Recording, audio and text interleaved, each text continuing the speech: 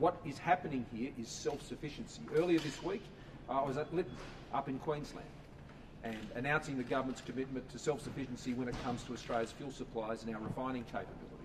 Well, it's equally true that here in our defence industries that we have been building the capabilities and the self-sufficiency year on year on year to ensure that companies like this have the capacity to meet the demands and needs of our significant Defence Force upgrades. So it's great to see that more and more and more of what we're buying, what we're producing, what we're equipping our Defence Forces with, as we are now at 2% of the size of our economy being invested into our Defence Forces each and every year, supporting them so they can do the right job for Australia, the job we need them to do. More and more of that is being done by Australian companies like Aquatero here in Melbourne. Now, they're able to do that for a range of reasons. They're able to do it because they can run successful businesses on lower taxes, and businesses like this one have benefited, of course, from the lower rates of tax that have been applied to businesses of their size over these last few years. But equally, they've been able to do it because we have a Defence Force industry capability plan. As part of our modern manufacturing initiative, we're backing 6 key sectors in particular to ensure that they can continue to make things here and make them competitively and make more of them and earn more for Australia, and work with our partners overseas, particularly our Five Eyes partners, to ensure that their part in the defence industries of that supply chain into the future.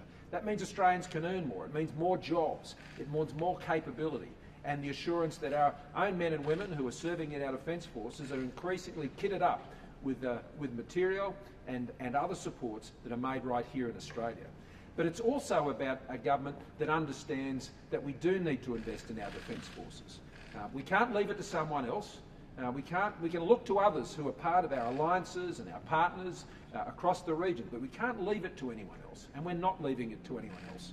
We're building our self-sufficiency, not only in the capability of our Defence Forces, but our capability as a country to ensure that we can manufacture what is needed to be manufactured here in Australia to support our Defence Forces. So right across the manufacturing areas, whether it's in food and beverage or in space and aeronautical, whether it's recycling or in minerals or any of these areas, these are the key sectors that we're investing in as part of our modern manufacturing initiative, and defence industries are a key part of that. Backed in by lower taxes, backed in by a series of grant programs that particularly Aquatero have benefited from over many years now. This doesn't happen by itself. It takes big investments by their company, but also the programs that we've put in place to support them to build the scale of these facilities that they have done here, and to get the people and the capabilities that enables them to do such a fantastic job for Australians. But also their capacity is now putting them in a space to be able to export as well. So it all comes together.